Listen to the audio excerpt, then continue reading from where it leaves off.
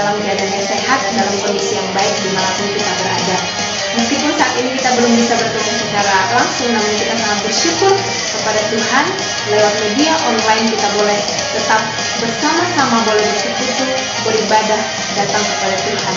Dan pada saat kesempatan kali ini, di dalam PAP kita, tepatnya pada hari ini, Sabtu 14 Agustus 2021, kita akan bersama-sama memuji Tuhan di tempat yang berbeda, di tempat kita masing-masing, tetapi tetap satu yang kita puji, yaitu Allah kita dalam Kristus Yesus Tuhan kita. Saat ini kita akan memulai ibadah kita. Saya rindu teman-teman semua boleh mempersiapkan waktu, mempersiapkan diri, dan mempersiapkan tempat supaya kita semua boleh menikmati ibadah kita bersama-sama dengan Tuhan dengan penuh hikmat dan dengan tenang.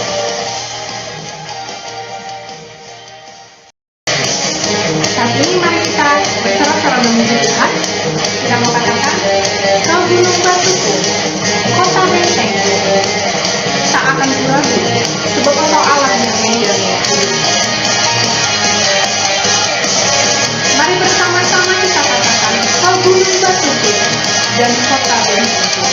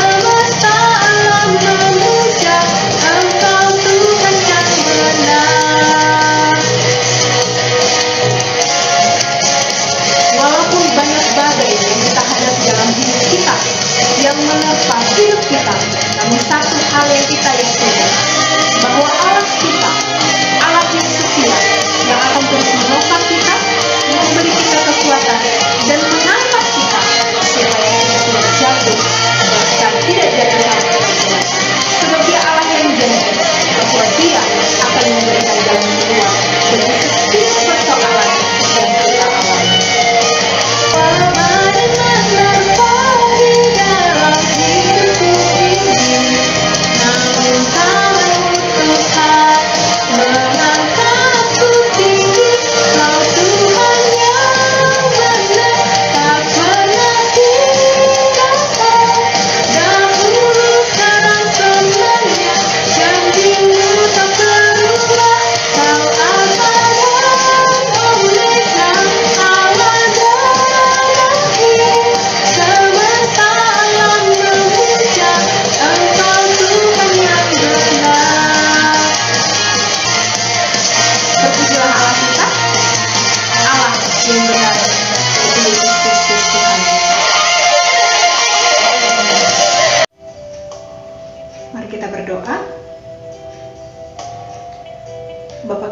sorga, Bapa yang kami sembah di dalam Kristus Yesus Tuhan kami memuji Engkau ya Tuhan atas kebesaran dan kasih-Mu di dalam hidup kami, atas kebaikan Tuhan yang senantiasa melimpah bagi kami. Hari demi hari kami boleh melewatinya, itu semua oleh karena kekuatan dan kemurahan Tuhan yang Tuhan nyatakan bagi kami. Kami menyadari bahwa tak satu pun di antara kami yang mampu melangkah hingga pada saat ini oleh karena kekuatan kami sendiri. Namun sungguh Tuhan, kami menyadari bahwa semua itu oleh karena anugerah Tuhan bagi kami. Dan bahkan pada saat ini Tuhan, kami sungguh sangat bersyukur kepadamu. Kesempatan demi kesempatan masih Tuhan berikan bagi kami, untuk kami boleh datang kepada Tuhan, beribadah kepada Engkau, memuji Tuhan, bersyukur kepada Tuhan, lewat ibadah persekutuan akhir pekan pemuda dan mahasiswa YPDPA. Dan pada saat ini Tuhan, kami mau datang kepada Engkau. Terlebih dahulu Tuhan, yang menyucikan, menguduskan setiap hati dan pikiran kami dari setiap hal yang tidak berkenan di hadapan-Mu, supaya kami dapat menikmati ibadah kami ini dengan penuh hikmat, dan kami boleh memuji Engkau dengan leluasa, dengan bebas merdeka ya Tuhan. Dan urapilah pikiran kami, hati kami, persiapkanlah kami ya Bapa untuk boleh menikmati ibadah pada sore hari ini. Bahkan tempat yang kami tempati pun kami serahkan ke dalam tangan Tuhan, supaya Engkau memberkati semuanya, supaya tempat di mana kami boleh ada pada sore hari ini menjadi tempat yang aman dan nyaman bagi kami untuk boleh bersekutu lewat persekutuan online kami pada sore hari ini ya Tuhan. Terima kasih Bapa di surga, biar lewat ibadah kami ini nama Tuhan semakin dimuliakan, nama Tuhan semakin ditinggikan, dan kami boleh semakin mengenal Engkau, Allah kami yang hidup, Allah yang benar, Allah yang telah menebus hidup kami, Allah yang kudus, dan satu-satunya Allah yang benar, yaitu Yesus Kristus Tuhan kami. Terima kasih Bapa, kami menyerahkan ibadah kami ini dari awal, pertengahan hingga pada akhirnya. Biarlah nama-Mu yang ditinggikan. Di dalam satu nama yang kudus, Tuhan Yesus Kristus, Allah kami yang hidup dan juru selamat kami telah berdoa dan mengucap syukur kepadamu. Amin. Ya, saat ini kita akan bermazmur bagi Tuhan. Mari kita buka Alkitab kita, Mazmur 103, ayat yang pertama sampai dengan ayat yang ke-18. Mazmur 103, ayat yang pertama sampai dengan ayat yang ke-18. Saya akan membacakannya bagi kita semua, dan teman-teman boleh mengikutinya di tempat masing-masing. Pujilah Tuhan, hai jiwaku, dari Daud. Pujilah Tuhan, hai jiwaku. Pujilah namanya yang kudus, hai segenap batinku. Pujilah Tuhan, hai jiwaku, dan janganlah lupakan segala kebaikannya. Dia yang mengampuni segala kesalahanmu, yang menyembuhkan segala penyakitmu. Dia yang menebus hidupmu dari lubang kubur, yang memahkotai engkau dengan kasih setia dan rahmat. Dia yang memuaskan hasratmu dengan kebaikan, sehingga masa mudamu menjadi baru seperti pada burung Raja Wali. Tuhan menjalankan keadilan dan hukum bagi segala orang yang diperas.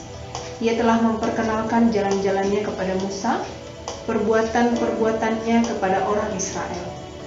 Tuhan adalah penyayang dan pengasih, panjang sabar dan berlimpah kasih setia. Tidak selalu ia menuntut, dan tidak untuk selama-lamanya ia mendendam. Tidak dilakukannya kepada kita setimpal dengan dosa kita, dan tidak dibalasnya kepada kita setimpal dengan kesalahan kita. Tetapi setinggi langit di atas bumi, demikian besarnya kasih setianya atas orang-orang yang takut akan Dia. Sejauh timur dari barat, demikian dijauhkannya daripada kita pelanggaran kita. Seperti Bapa sayang kepada anak-anaknya, demikian Tuhan sayang kepada orang-orang yang takut akan Dia. Sebab Dia sendiri tahu apa kita. Dia ingat bahwa kita ini debu. Adapun manusia hari-hari ini seperti rumput, seperti bunga di padang, demikianlah ia berbunga. Apabila ingin melintasinya, maka tidak ada lagi ia, dan tempatnya tidak mengenalnya lagi. Tetapi kasih setia Tuhan dari selama-lamanya sampai selama-lamanya atas orang-orang yang takut akan Dia, dan keadilannya bagi anak-anak cucu, bagi orang-orang yang berpegang pada perjanjiannya dan yang ingat untuk melakukan titahnya. Ya, seperti Bapa sayang kepada anak-anaknya, demikian Tuhan sayang kepada orang-orang yang takut akan Dia. Ya teman-teman, mungkin sering sekali kita merasa bahwa kita tidak layak datang kepada Tuhan oleh karena dosa dan pelanggaran yang telah kita lakukan. Namun firman Tuhan berkata, sejauh timur dari barat, demikian dijauhkannya daripada kita pelanggaran kita. Syukur kepada Allah kita, Allah yang telah merelakan anaknya yang tunggal, yaitu Tuhan Yesus Kristus, untuk menebus hidup kita, supaya kita orang-orang yang berdosa, orang-orang yang tidak layak, dilayakkan Tuhan untuk menghampiri Allah kita yang Maha Kudus. Saat ini kita akan menaikkan pujian kita bagi Allah. Sejauh timur dari barat, Engkau membuang dosaku.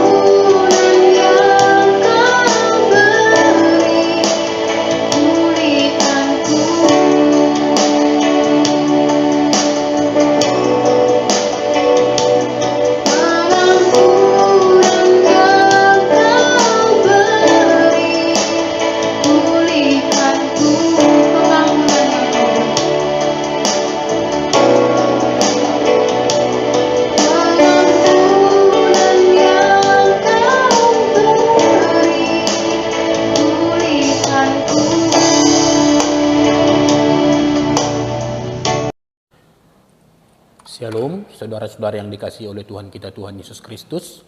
Kita bersyukur untuk kesempatan saat ini, kita kembali boleh bersama untuk mendengarkan kebenaran firman Tuhan. Namun sebelumnya, mari kita satukan hati kita, mari kita berdoa. Bapa di surga, kami bersyukur kepadamu untuk kesempatan yang indah yang kau berikan bagi kami pada sore hari ini, untuk kembali boleh belajar dari Tuhan lewat kebenaran firman-Mu. Kami bermohon kepadamu supaya Tuhan kiranya menolong kami untuk boleh mengerti firman-Mu, dan dari apa yang kami pahami, kami dapat lakukan dalam kehidupan kami. Berkati kami semua dan permuliakanlah nama-Mu ya Tuhan, melalui pemberitaan firman-Mu pada saat ini. Di dalam nama Tuhan kami, Tuhan Yesus Kristus, kami berdoa. Amin. Saudara-saudara yang dikasihi oleh Tuhan kita, Tuhan Yesus Kristus, hari ini kita akan belajar satu topik, Tuhan yang memampukan. Tuhan yang memampukan. Kita akan belajar tentang satu topik, yaitu tentang pengampunan. Nah, dari tema ini kita akan belajar bagaimana kita, saya dan saudara-saudara akhirnya bisa memberikan atau bisa mengampuni saudara-saudara atau teman-teman kita yang bersalah kepada kita. Saya mengajak kita untuk membaca firman Tuhan dari Matius pasal 18 ayat 21 sampai ayat yang ke-35. Matius 18 ayat 21 sampai ayat yang ke-35. Saya bacakan demikian firman Tuhan. Kemudian datanglah Petrus dan berkata kepada Yesus, "Tuhan, sampai berapa kali aku harus mengampuni saudaraku jika ia berbuat dosa terhadap aku? Sampai 7 kali?" Yesus berkata kepadanya, "Bukan, aku berkata kepadamu, bukan sampai 7 kali, melainkan sampai 70 kali 7 kali. Sebab hal kerajaan sorga seumpama seorang raja yang hendak mengadakan perhitungan dengan hamba-hambanya. Setelah ia mulai mengadakan perhitungan itu, dihadapkanlah kepadanya seorang yang berhutang 10.000 talenta. Tetapi karena orang itu tidak mampu melunaskan hutangnya, raja itu memerintahkan supaya ia dijual beserta anak istrinya dan segala miliknya untuk pembayar hutangnya. Maka sujudlah hamba itu menyembah dia, katanya, 'Sabarlah dahulu, segala hutangku akan kulunaskan.' Lalu tergeraklah hati raja itu oleh belas kasihan akan hamba itu, sehingga ia membebaskannya dan menghapuskan hutangnya. Tetapi ketika hamba itu keluar, ia bertemu dengan seorang hamba lain yang berhutang 100 dinar kepadanya. Ia menangkap dan mencekik kawannya itu, katanya, 'Bayar hutangmu.' Maka sujudlah kawannya itu dan memohon kepadanya, 'Sabarlah dahulu, hutangku itu akan kulunaskan.' Tetapi ia menolak dan menyerahkan kawannya itu ke dalam penjara sampai dilunaskannya hutangnya. Melihat itu, kawan-kawannya yang lain sangat sedih, lalu menyampaikan segala yang terjadi kepada tuan mereka. Raja itu menyuruh memanggil orang itu dan berkata kepadanya, 'Hai hamba yang jahat, seluruh hutangmu telah kuhapuskan karena engkau memohonkannya kepadaku. Bukankah engkau pun harus mengasihi kawanmu seperti aku telah mengasihi engkau?' Maka marahlah tuannya itu dan menyerahkannya kepada algojo-algojo sampai ia melunaskan seluruh hutangnya. Maka Bapakku yang di sorga akan berbuat demikian juga terhadap kamu, apabila kamu masing-masing tidak mengampuni saudaramu dengan segenap hati." Demikian firman Tuhan. Saudara-saudara yang dikasihi oleh Tuhan kita, Tuhan Yesus Kristus, kata mengampuni itu memiliki pengertian. Kalau kita lihat dari Kamus Besar Bahasa Indonesia, mengampuni berarti memberi maaf atau memberi ampun, memberi pembebasan dari tuntutan karena melakukan kesalahan atau kekeliruan. Jadi ada pemberi, ya, diberi, lalu kemudian adalah pembebasan. Lalu dalam bahasa Yunani ada 3 kata yang dipakai di sana. Yang pertama adalah apiemi. Nah, yaitu menyuruh pergi, membiarkan pergi, melepaskan, meninggalkan, menghapuskan, membatalkan. Nah, bahkan kata apiemi digunakan sebagai istilah seorang laki-laki yang menceraikan istrinya. Jadi tidak ada lagi hubungan, kira-kira begitu. Lalu kemudian di sini kita lihat dalam konteks pengampunan, kata ini memiliki makna mengabaikan sama sekali Ya, jadi mengabaikan sama sekali kesalahan-kesalahan orang yang bersalah kepada kita. Jadi tidak diingat-ingat lagi. Lalu kemudian ada yang kedua, itu adalah karizomai. Nah, kata dasarnya adalah karis. Ya, kata karis ya karizomai. Nah, kasih karunia atau anugerah untuk melepaskan seseorang. Jadi dasarnya adalah anugerah atau kasih yang mengalir dari diri kita untuk membebaskan seseorang itu dari kesalahannya. Nah, jadi mirip juga dengan yang ketiga adalah apoluo. Nah, membebaskan atau melepaskan. Jadi rupanya saudara-saudara yang dikasihi oleh Tuhan Yesus Kristus, kalau saya dan saudara tidak mengampuni seseorang, sebenarnya kita sedang memenjarakan orang itu. Nanti kita lihat kemudian konsekuensinya apa sebenarnya. Siapa sebenarnya yang paling diuntungkan kalau kita memberikan pengampunan kepada seseorang? Nah, lalu yang berikutnya kita lihat saudara-saudara dari firman Tuhan ini. Nah, apa yang kita baca ini tadi bahwa Petrus waktu itu bertanya kepada Tuhan Yesus. Nah, barangkali dalam pemikirannya bahwa kalau seseorang itu diampuni sampai 7 kali, itu berarti sudah sempurna. Itulah sebabnya dia bertanya kepadanya, Tuhan, sampai berapa kali aku harus mengampuni saudaraku jika ia berbuat dosa terhadap aku? Sampai 7 kali? Nah, jadi kata 7 itu nampaknya sudah memberi pengertian bagi kita di sini, sama seperti yang barangkali yang dipikirkan oleh Petrus, bahwa ketika seseorang melakukan kesalahan, lalu dia minta ampun, kita berikan pengampunan sampai 7 kali, nampaknya sudah sempurna. Tetapi apa yang merupakan jawaban Tuhan Yesus, dan ini yang harus menjadi pelajaran juga bagi kita nanti. Lalu Yesus mengatakan, bukan, aku berkata kepadamu, bukan sampai 7 kali, melainkan sampai 70 kali 7 kali. Saudara perhatikan kata-kata ini, ya. Aku berkata kepadamu bukan sampai 7 kali, melainkan sampai 70 kali 7 kali. Tidak ada kata kali itu, tidak ada lagi pengalinya terakhir, saudara. Ya, itu menunjukkan bahwa di sini kita dituntut untuk memberikan pengampunan itu secara sempurna, tuntas, berulang kali. Ya, ketika seseorang datang minta ampun kepada kita, di situ juga kita memberikan pengampunan kepadanya. Jadi tidak ada istilah seperti nyanyian orang Batak. Nah, 1 kali ya diampuni, 2 kali diampuni, tapi jangan sampai 3 kali katanya. Nah, itu bukan seperti itu pengajaran firman Tuhan bagi kita, saudara-saudara yang dikasihi Tuhan. Tapi memberikan pengampunan itu, berapa kali pun dia datang minta ampun, kita berikan pengampunan. Dan kita harus tulus, ikhlas mengampuninya. Sama seperti yang dikatakan oleh Tuhan Yesus. Nah, lalu untuk menjelaskan pengampunan ini, akhirnya Yesus mengambil perumpamaan di sini, menjelaskan dengan perumpamaan. Ada seorang raja yang kemudian mengadakan perhitungan di sana, lalu diketahui ada seorang hamba yang berhutang 10.000 talenta. Dan hamba ini tidak mampu untuk membayarnya. Nah, lalu kemudian dia memohon kepada tuannya, kepada sang raja itu supaya dia dibebaskan. Lalu raja yang penuh dengan belas kasihan itu kemudian membebaskan hamba yang berhutang 10.000 talenta ini. Nah, lalu kemudian setelah dia dibebaskan, lalu dia bertemu dengan seorang hamba lain yang berhutang hanya 100 dinar, saudara. Nanti kita lihat perhitungannya.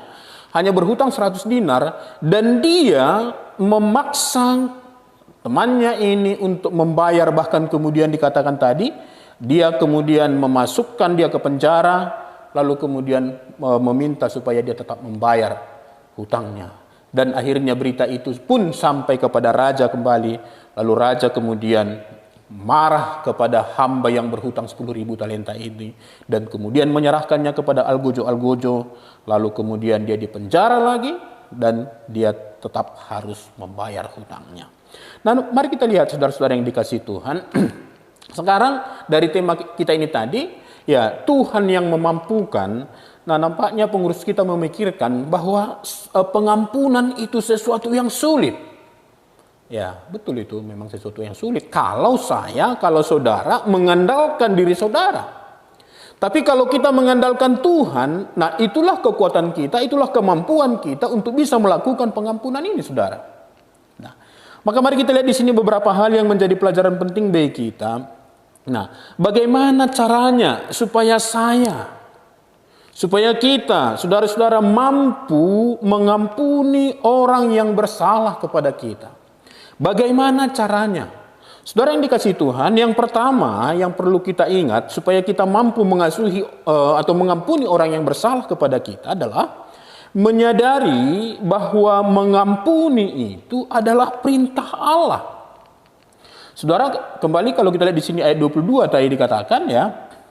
Nah, Yesus berkata kepadamu, aku berkata kepadamu, bukan sampai 7 kali, melainkan sampai 70 kali 7 kali. Nah, kalau kita bandingkan dengan firman Tuhan yang lain dalam Lukas 17 misalnya ayat 4 dikatakan, bahkan jikalau ia berbuat dosa terhadap engkau 7 kali sehari, dan 7 kali ia kembali kepadamu dan berkata, aku menyesal, engkau harus mengampuni dia. Nah, ini perhatikan kata-kata ini. Engkau harus mengampuni dia. Berarti ini apa? Mengampuni itu adalah perintah Allah dan itu adalah keharusan, saudara. Nah, kalau kita masuk dalam konteks Matius ini, kalau dikatakan mengampuni itu adalah perintah, maka kita lihat bahwa yang memberikan perintah itu adalah raja. Siapa raja ini? Raja di atas segala raja, Tuhan di atas segala Tuhan, yaitu Tuhan Yesus. Maka yang memerintahkan saya dan saudara untuk mengampuni itu adalah raja kita. Jadi mengampuni itu bukan hanya keinginan pribadi kita, bukan. Tapi itu adalah perintah Allah kita, perintah Tuhan kita, perintah Yesus Kristus Sang Juru Selamat itu yang adalah Raja kita. Nah, itu yang pertama, saudara. Mari ingat, jadi mengampuni itu perintah dari Tuhan. Jadi ketika saudara tidak mau mengampuni orang yang bersalah kepada saudara, itu berarti saudara sedang menolak perintah Tuhan, mengabaikan perintah Raja di atas segala raja. Ya. Lalu yang kedua, bagaimana caranya supaya kita mampu mengampuni orang yang bersalah kepada kita?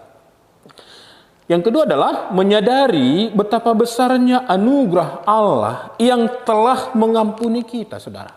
Ya. Menyadari betapa besarnya anugerah Allah yang telah mengampuni saya dan saudara. Nah, di ayat 27 tadi dikatakan demikian, saudara.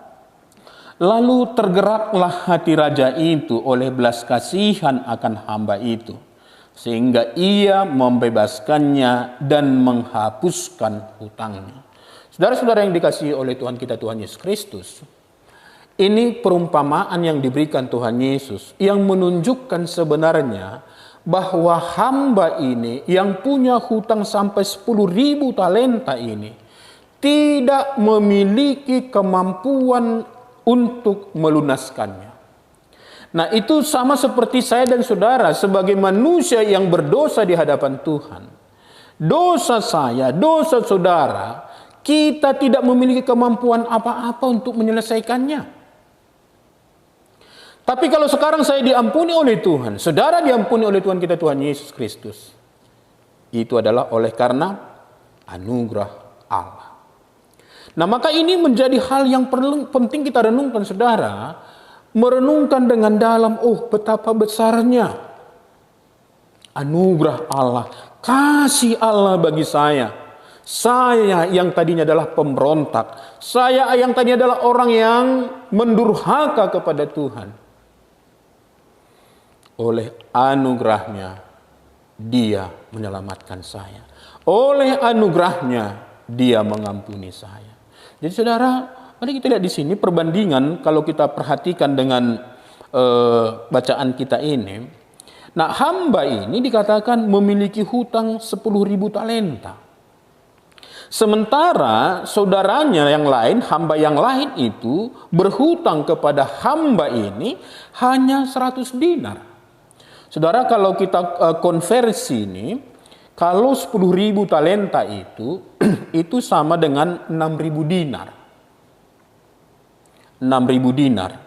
Nah, bandingkan ya, kalau kemudian kita kalikan ya, berarti 10.000 ya, 10.000 talenta kali 6.000 dinar ya, maka jumlahnya itu saudara ya, itu adalah 60 juta.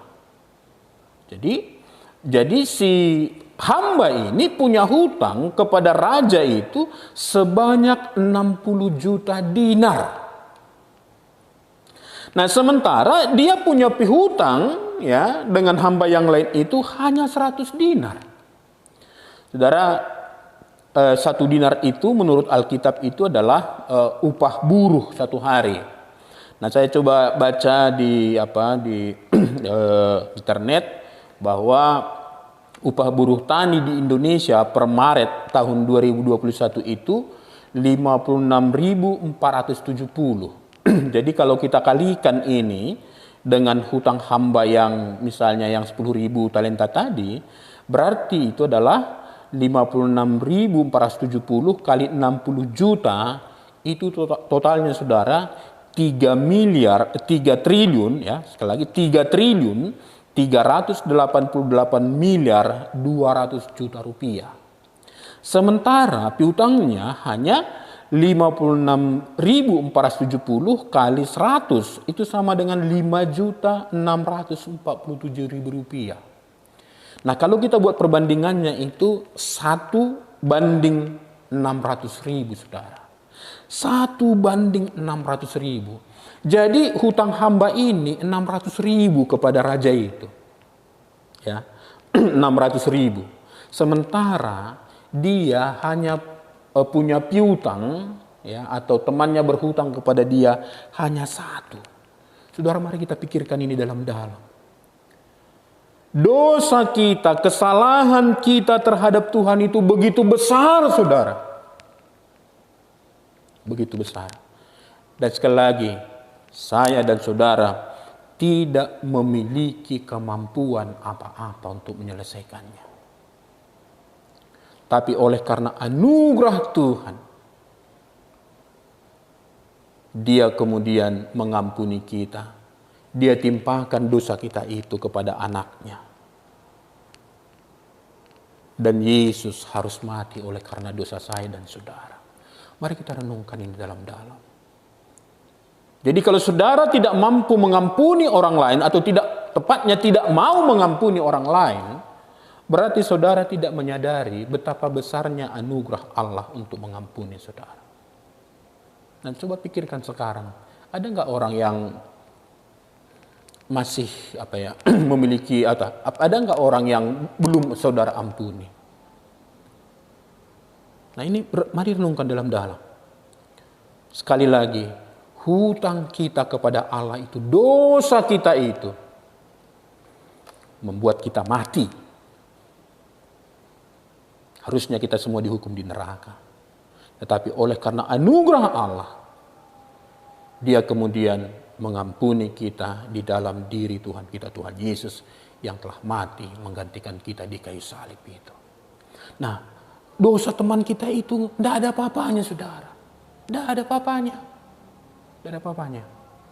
Maka mari sekarang buka hati. Kalau saudara punya ada sakit hati, akar pahit dengan seseorang, sekarang harus mampu mengampuninya.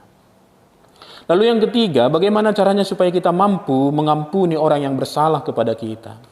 Nah, yang ketiga adalah menyadari bahwa dengan mengampuni kita akan diampuni, sehingga kita memiliki damai sejahtera atau kesembuhan rohani. Di ayat 32 sampai 35 kemudian firman Tuhan mengatakan, Raja itu menyuruh memanggil orang itu dan berkata kepadanya, "Hai hamba yang jahat, seluruh hutangmu telah kuhapuskan karena engkau memohonkannya kepadaku. Bukankah engkau pun harus mengasihani kawanmu seperti aku telah mengasihani engkau?" Maka marahlah tuannya itu dan menyerahkannya kepada algojo sampai ia melunaskan seluruh hutangnya. Saudara, menyadari bahwa dengan mengampuni kita akan diampuni. sehingga kita memiliki damai sejahtera atau kesembuhan rohani. Nah, ini akhirnya apa yang terjadi? Ketika hamba ini yang berhutang 10.000 talenta yang sudah diampuni ini tidak mampu mengampuni orang lain yang bersalah kepadanya, sekarang dia sendiri yang kemudian kena hukum. Saudara, kalau saudara tidak mampu mengampuni orang lain, nah sebenarnya saudara yang rugi.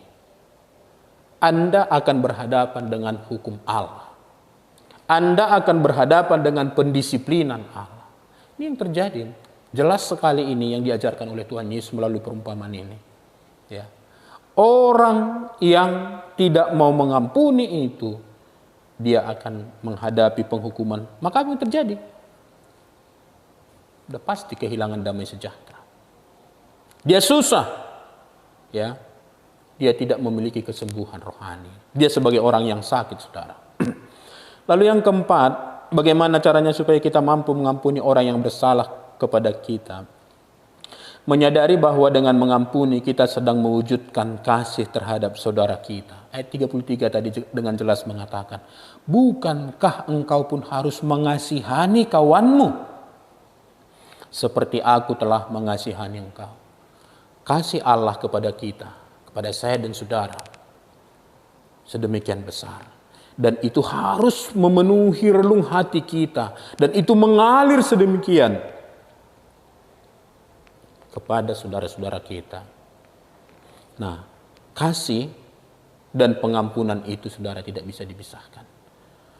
Bohong orang yang mengatakan bahwa dia mengasihi saudaranya, padahal dia tetap memendam terhadap saudaranya. Dia tidak mau mengampuni.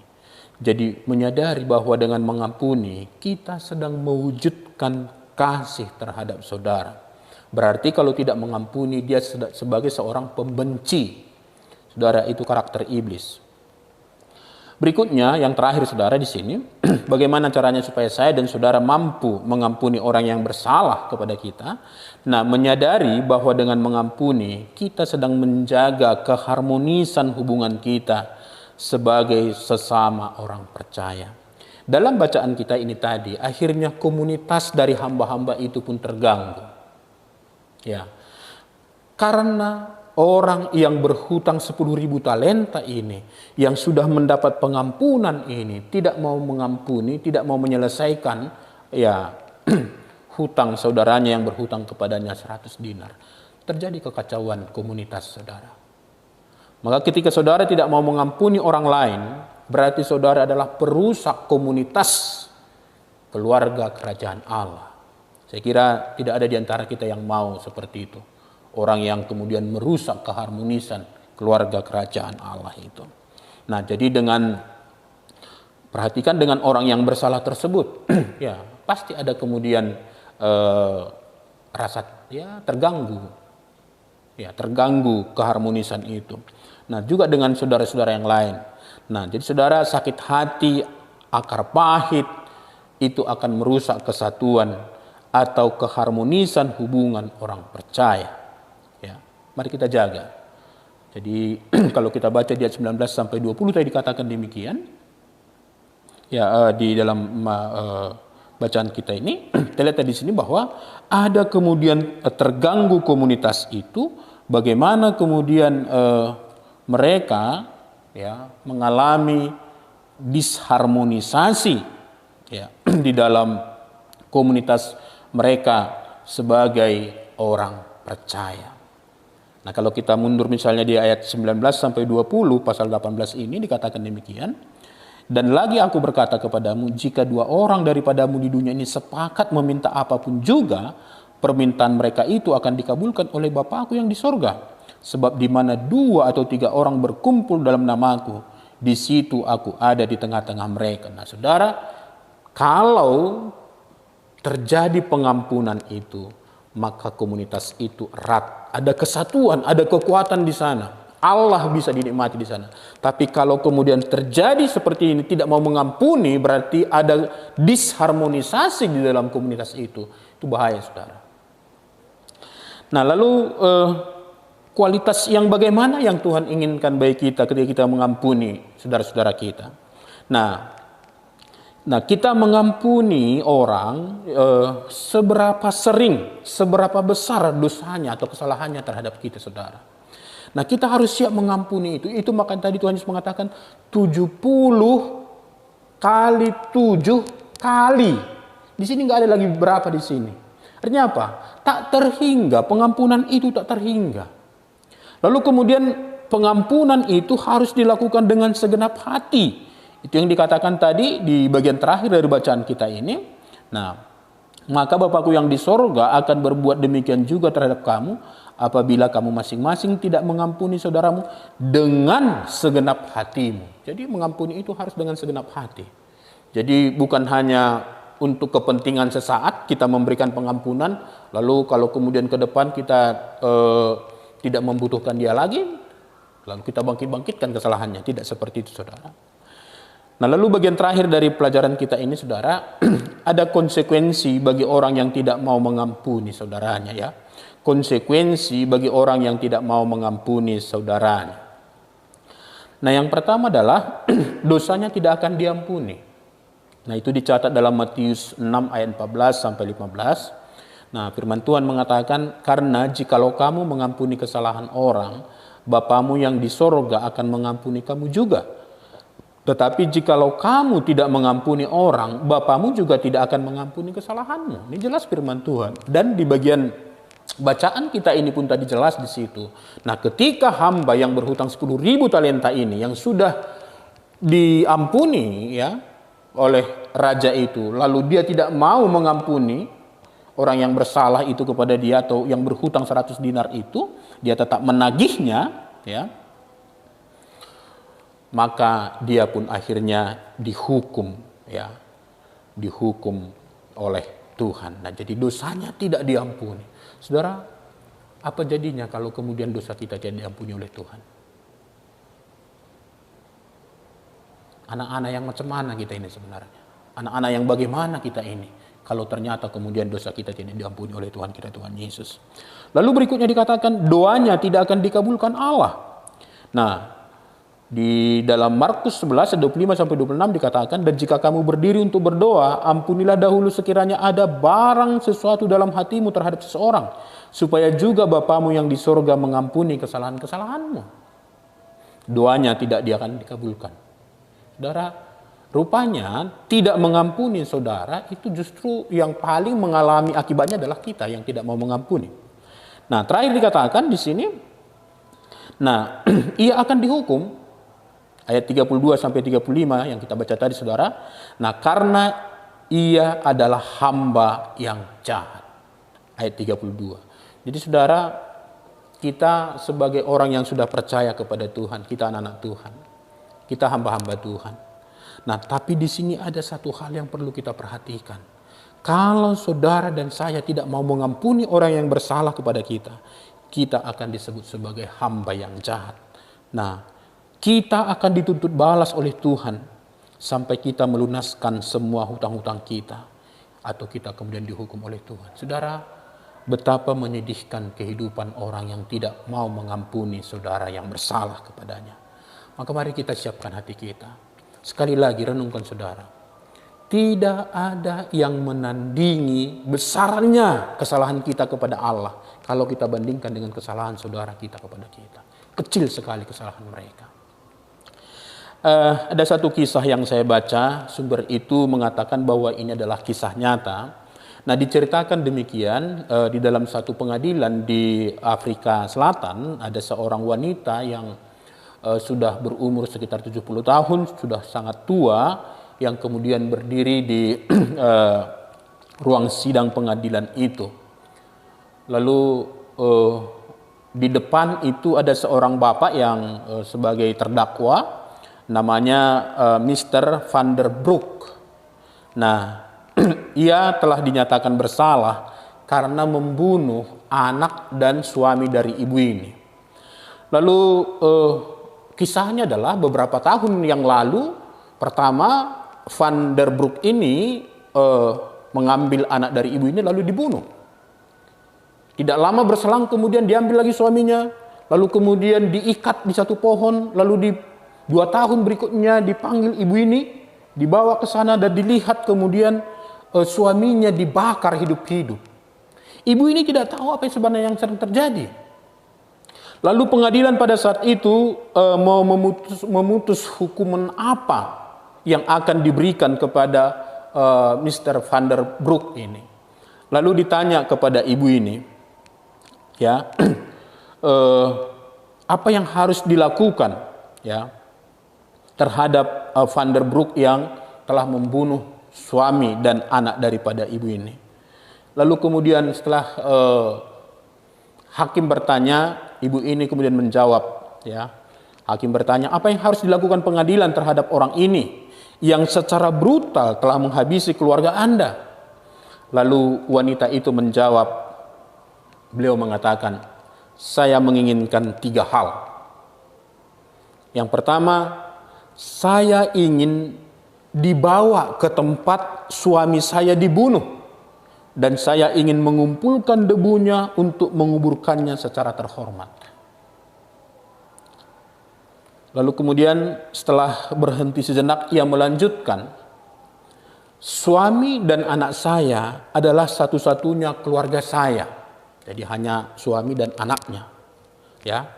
Oleh karena itu, ibu ini mengatakan, permintaan saya yang kedua adalah, saya ingin Mr. Van der Broek menjadi anak saya.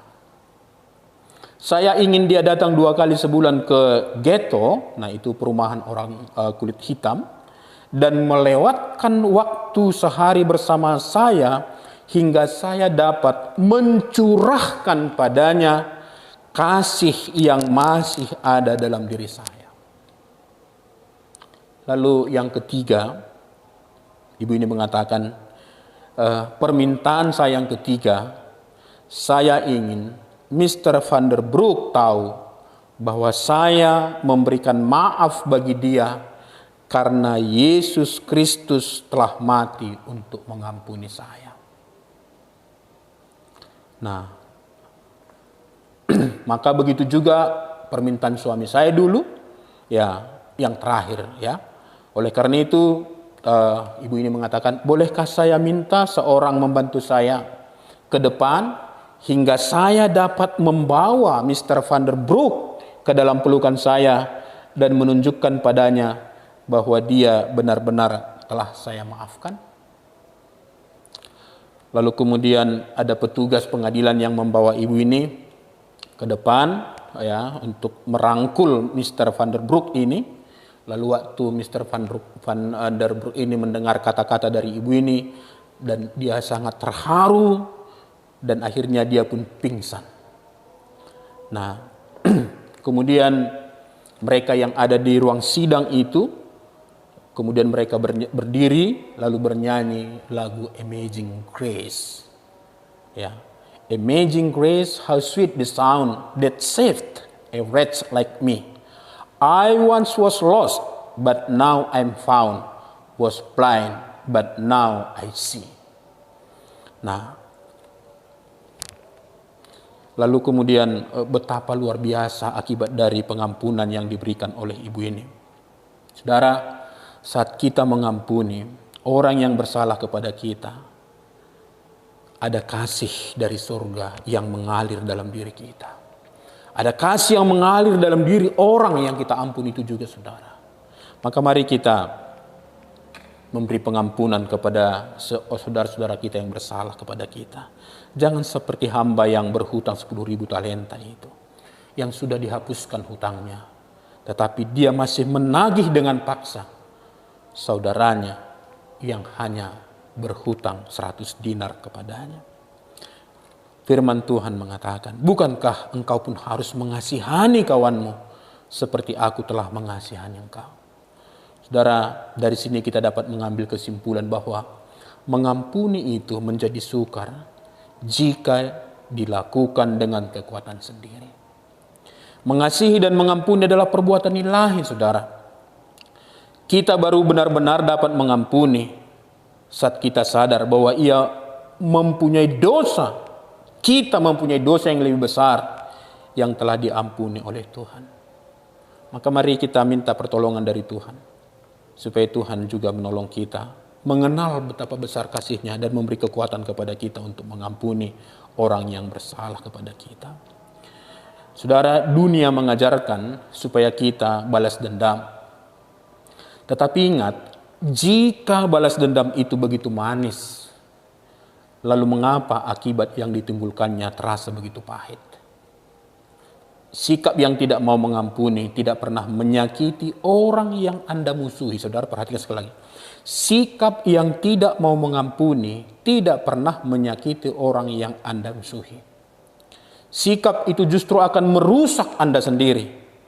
Bahkan akar pahit yang disimpan dalam hati bisa menyebabkan penyakit ganas seperti kanker menggerogoti tubuh kita.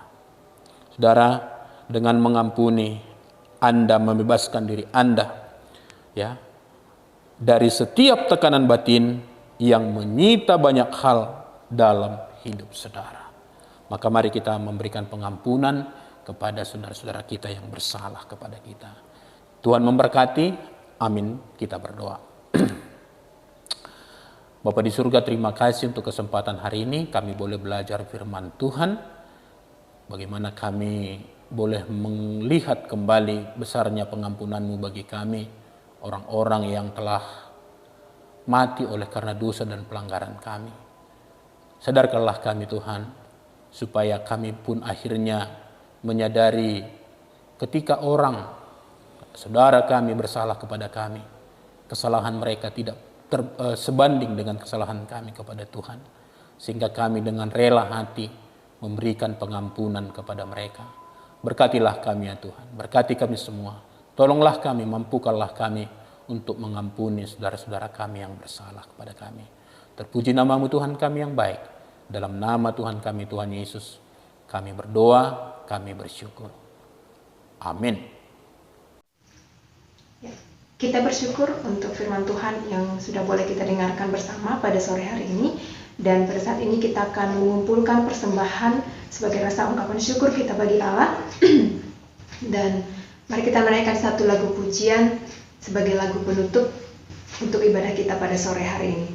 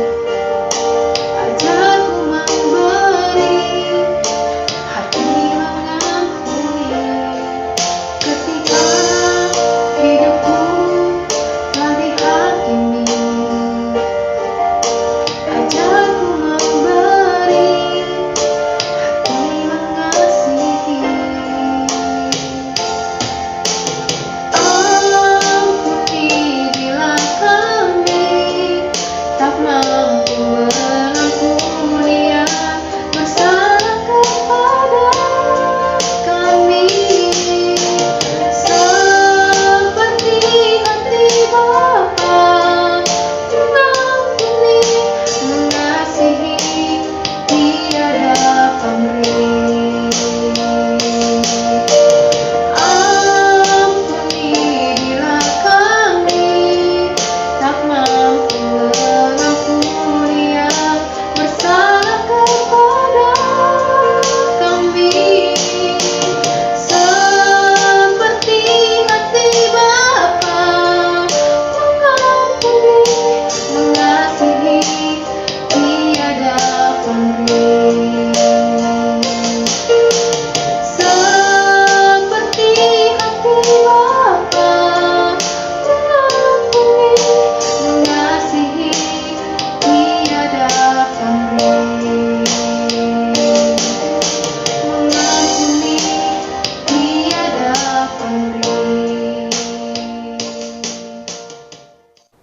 Saudara-saudara yang dikasihi oleh Tuhan kita, Tuhan Yesus, mari kita akhiri ibadah kita, mari kita berdoa. Bapa di surga, kami bersyukur untuk semua rangkaian ibadah kami yang dapat berjalan dengan baik pada saat ini. Kami berdoa supaya Tuhan menolong kami terus untuk menghidupi firman-Mu dalam kehidupan kami. Dan biarlah juga kami terus belajar dari Tuhan sehingga semakin hari hidup kami semakin sesuai dengan kebenaran firman-Mu. Kami juga berdoa Tuhan untuk persembahan yang kami kumpulkan. Kiranya juga Tuhan berkenan menerimanya. Berkati kami semua yang telah memberikannya. Berkati persembahan ini dapat kami pergunakan menjadi alat kemuliaan Tuhan. Akhirnya Tuhan, kami serahkan segenap kehidupan kami, dan Tuhan kiranya menolong dan memberkati kami. Terpujilah Engkau Allah kami yang baik, dan dengarkanlah doa kami dalam doa yang diajarkan oleh Tuhan Yesus kepada murid-muridnya. Bapa kami yang di surga, dikuduskanlah nama-Mu, datanglah kerajaan-Mu, jadilah kehendak-Mu di bumi seperti di sorga. Berilah kami pada hari ini makanan kami yang secukupnya, dan ampunilah kami akan kesalahan kami, seperti kami juga mengampuni orang yang bersalah kepada kami.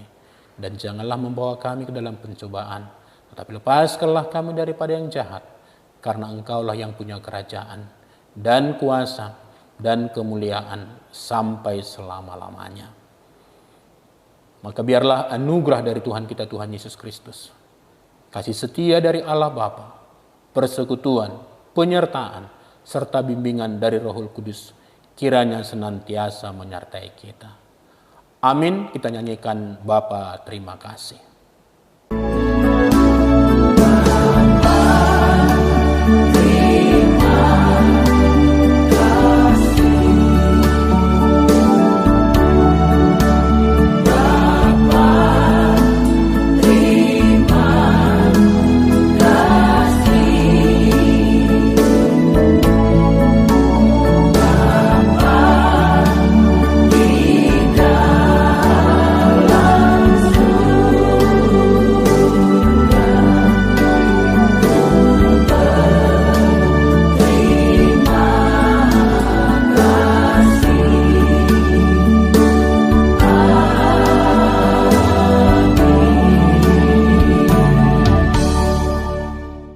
Shalom, Tuhan Yesus memberkati.